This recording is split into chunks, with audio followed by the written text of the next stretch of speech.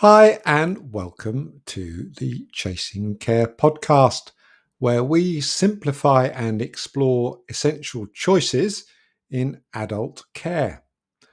I'm your host, Gavin Chase, and today we'll be discussing how to choose home care. As most of you might be aware, navigating the world of home care can be very challenging indeed, especially when it involves making a big decision for somebody you love. Today, we'll walk through the steps to help you make informed decisions, covering key stages of finding, evaluating, and securing home care that meets both personal needs and financial circumstances. So, let's look at step one. We need to recognise the need for home care. One of the most important first steps is actually recognising when you or a loved one may need extra help. This decision often comes after certain signs become consistent, like forgetting medication, struggling with daily activities, or increased feelings of loneliness or isolation. When these signs become to affect well-being, it may be time to look into professional home care options. If you're uncertain, remember that Network Live-In Care offers quality care advisors who can provide a free consultation, helping you decide if home care is indeed the right step. Step two, we need to determine the level of care needed. The next stage is to identify the right level of care. Home care options range from assistance with daily tasks like cooking, light cleaning, and errands, through specialised medical support, including help with mobility, personal care, and medication, and live-in care for round-the-clock support in the comfort of your home, especially suitable for conditions like dementia and Parkinson's.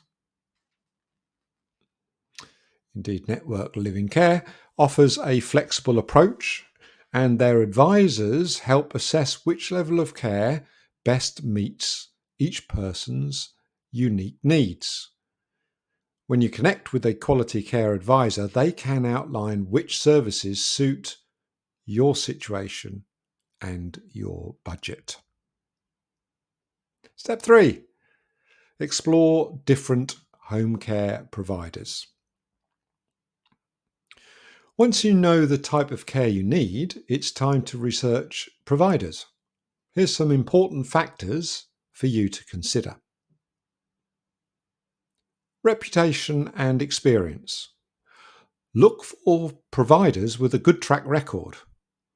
The Care Quality Commission, or CQC, offers ratings and reports for all registered home care services. Some providers, like Network Live-In Care, specialise in live-in care, which provides consistent support from a dedicated live-in caregiver. Flexibility and adaptability. Will the provider be able to adjust care levels as needs change?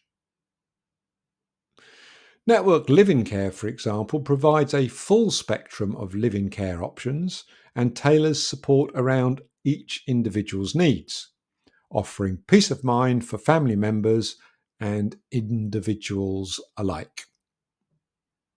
They also offer a broader set of care provision under their Network Healthcare brand. Step 4. Understand costs and funding options. Home care costs vary widely depending on the level of support needed, the region, and the provider. It's essential to understand these costs and look into available funding options. For example, local authority assessments. In the UK, an assessment can identify if any costs may be covered by your local council. Attendance allowance or care allowance. There are benefits available for certain qualifying individuals. Or self-funding options. Many families choose to pay directly for care services. Network Living Care can help you explore flexible payment plans and services.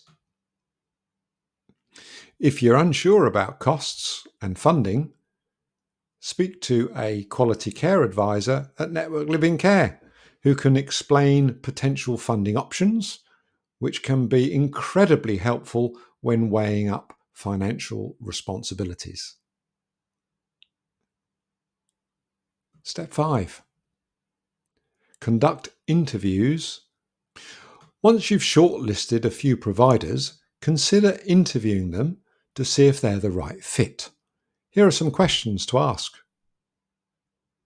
What training and experience do your caregivers have? How do you handle emergency situations? Can you provide references from other families? Many providers offer trial periods so you and your loved ones can see if their service feels right. Step 6. Create a care plan. A customised care plan is an important next step. This plan outlines your loved one's daily needs, medical requirements, and personal preferences to ensure they received compassionate, tailored care. A quality care advisor, again, can work with you to develop this plan, ensuring it fits seamlessly with the chosen provider's services. Step 7. Monitor and adjust as needed. Finally, care needs evolve over time, so it's crucial to stay in close communication with your provider and adjust the care plan as necessary. Network Living Care's advisors and support team are available to discuss any changes in needs, helping ensure your loved one's care remains consistent and supportive. And here's my final thoughts. Choosing home care is a significant decision, and finding a provider who can be a true partner in care makes all the difference. If you're at the beginning of your journey or need help navigating your options, reach out to a care advisor. Network Living Care, for example, offer a free personalised guide. You can find them at www.networkliveincare.co.uk. Or call me, Gavin Chase, on 0121 728 8958. You see, a conversation with a quality care advisor helps provide clarity, support, and practical advice. Thank you for tuning in to the Chasing Care podcast care conversation today.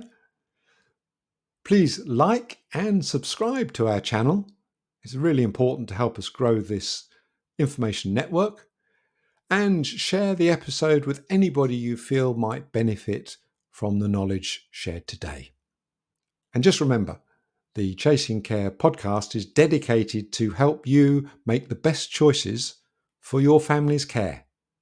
So until next time, my name's Gavin Chase, and have a great day.